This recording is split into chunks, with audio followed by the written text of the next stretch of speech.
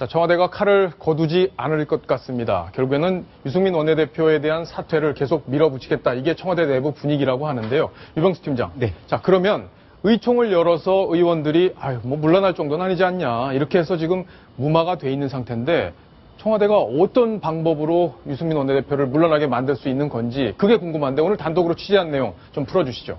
네, 그렇습니다. 그 청와대의 의중을 받아 예. 친박계 의원들이 움직일 수 있는 여러 카드들을 지금 검토하고 있습니다. 네.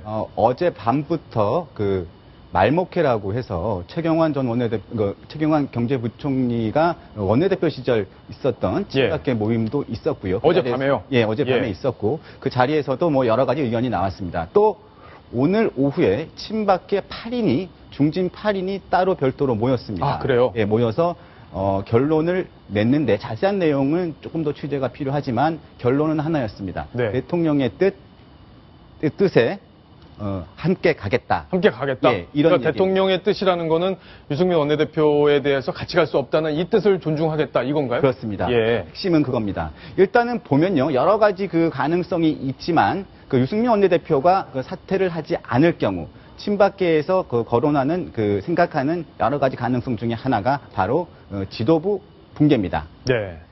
친박 최고위원들이 결집을 해서 사퇴를 하면 그 이후에 네. 김무성 대표가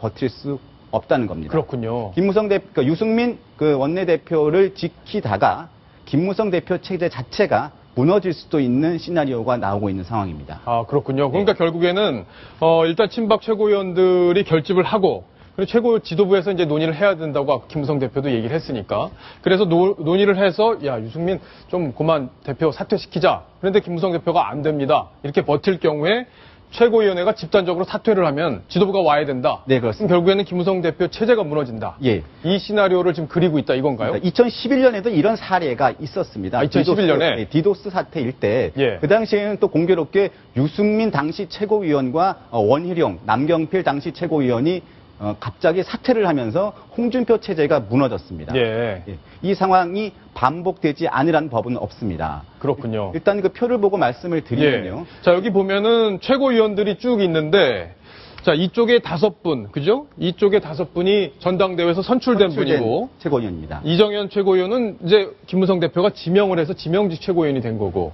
자, 유승민 원내대표하고 원유철 정책위의장은 당연직 최고위원이잖아요. 이렇게 8명의 최고위원이 있는데, 이 중에서 선출직에서 3명 정도가 물러나면은 지도부가 와야 된다. 이런 얘기잖아요. 그렇습니다. 예. 일단 가능성으로 보면요. 지금 그 표시를 한 숫자는 이 숫자가 뭔가요? 박 대통령과의 그 신뢰 수준이라든가 가까운 거리로 보면 예, 이걸 10을 만점으로 놓고 봤을 네, 때 그렇습니다. 이정현 의원이 9 정도 된다. 예. 이정현 의원은 오늘도 유승민 원내대표와 같이 갈 수 없다는 뜻을 분명히 했습니다. 네. 이정현 최고위원과 김태호 최고위원, 친박계 좌장인 서청원 네. 최고위원이 사퇴를 하고 예. 여기에 그 이인재 의원까지 이인재 의원도요? 가세를 한다면 예. 지도부는 붕괴가 됩니다. 특히 이인재 의원 같은 경우는 예. 이인재 의원 입장이 중요하겠네요. 예. 유승민 원내대표와 그 당청 갈등이 있을 때마다 항상 했던 말이 예. 당헌에 대통령은 당에 있는 가장 중요한 분이고 그 의견을 우리가 존중해야 된다고 수차례 얘기한 바 있습니다. 그리고 최근에는 서청원 최고위원과 여러 가지에 대한 그 의견을 긍정적인 그리고 계속 교감을 하고 있다. 자, 이 두 분이 이인재, 서청원 이 두 분이 교감을 하고 있는 상황이다. 네, 그렇습니다. 그렇군요. 근데 김일동 의원도 친박연대 출신이기 때문에 뭐 친박 대통령하고 가까운 것 같은데 사퇴 안 하는 쪽. 그러니까 김무성 대표하고 가까운 쪽이군요. 김일동 의원은 친박으로 알려졌지만 네. 최근 또 특히 전당대회 그 작년 전당대회를 전후해서 사실상 김무성 대표와 가까운 관계로 돌아섰기 때문에 이번 사태에 아마 친박들이 어떤 행동을 결행을 한다면 김일동 최고위원은 거기에 참여를 안 할 가능성이 있습니다. 하지만 예. 아까도 말씀드렸듯이 3명 이상 사퇴할 경우에는 김무성 체제가 순항을 하기는 어려울 것으로 보입니다. 예. 박성원 논설위원. 네. 그러니까 청와대에서 쓸 수 있는 카드가 바로 이거다. 네. 그죠? 그러니까 결국에는 최고위원들로 압박을 해서 청와대를 통해서 청와대에서 이제 이병기 실장이 전화를 하겠죠. 서청원 최고위원한테. 네. 야, 이렇게 해서 좀 압박을 해 보십시오. 그래서 압박이 안 통하면 이런 방법을 쓰겠다라는 거를 일단 던질지 아니면 뭐 그 전에 사전에 조율을 이런 식의 얘기들 갖고 조율을 할지 궁금한데 어떻게 전망을 하십니까? 보면 김무성 대표가 오늘 그런 말을 했어요. 유승민 원내대표 거취와 관련해서 예.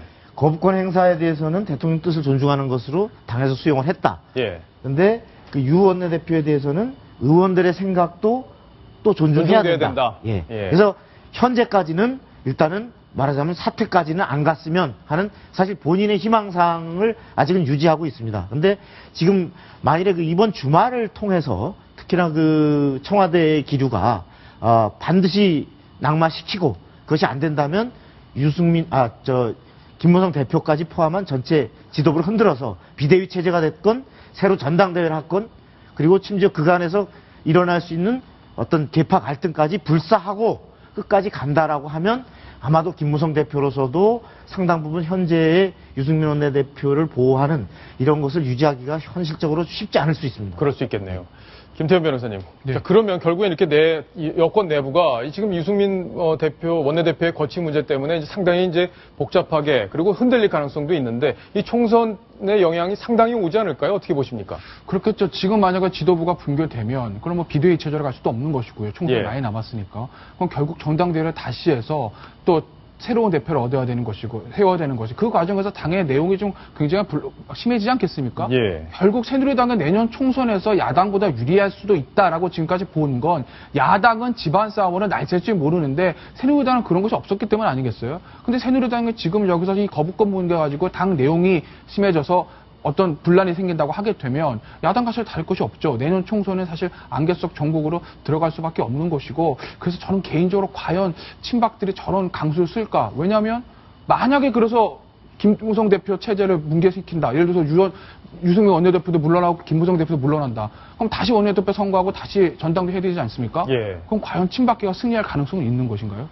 과연 그 다음 스텝은 무슨 생각을 가지고 지금 친박계가 강하게 밀어붙이는 건지 저는 사실 개인적으로 그 부분에 대한 좀 의구심이 예. 있습니다. 그러니까 실제 이 카드를 검토를 하더라도 실제 쓸지 안 쓸지는 불투명하다. 그러니까 만약에 그걸 써서 지도체를 무너뜨리면 그럼 다시 예를 들면 뭐 저기 뭐 계시는 뭐 이정현 최고위원이 원내대표 되고 다시 선거를 해서 예. 서청원 뭐 최고위원이 당대표 되고 다시 당대표 경선과 원내대표 경선 펴서 그 구도가 만들어져야 되는데 그게 어제 의총 분위기를 봐서 현실적으로 가능하냐는 것이죠. 예. 알겠습니다. 유병수 팀장께 야당 얘기 조금 더 물어봐야 될 텐데 네. 지금 뭐 야당에서는 오늘 강하게 공세를 또 펴고 나왔는데 오늘 문재인 대표가 직접 입장을 발표했죠. 네, 그렇습니다. 문재인 대표가 그 대국민 담화를 발표를 했는데요. 예. 내용은 그 대통령의 국회법의 거부권 행사는 예. 국회에 대한 거부권은 그 국회를 능멸한 거다. 모욕하는 것이다라고 얘기를 했습니다. 예. 이 외에도 그 대통령은 그 국회법 행사가 정부 무능에 대한 책임 면피용이자 국민적 질타를 다룬 것으로 돌리려는 치졸한 정치 이벤트라고도 얘기를 했고요. 새누리당의 국회법 개정안 자동 폐기 추진은 자신들의 결정을 스스로 뒤집는 자기 배반이자 청와대 굴복 선언이라고 매섭게 비난을 했습니다. 예. 박성원 논설위원. 네. 앞으로 야당이 또 이제 이 문제를 갖고 계속 여당을 공격하지 않을까 이렇게 생각이 되는데 네. 전국이 좀 계속 당분간 이렇게 어느 상태로 풀려갈까요? 7월 6일 날까지 지금 6월 임시국회가 예정이 돼 있는데 네. 추가적인 본회의 열어서 법안 처리하고 이런 것들은 당분간 좀 어렵다고 봐야겠죠? 그렇습니다.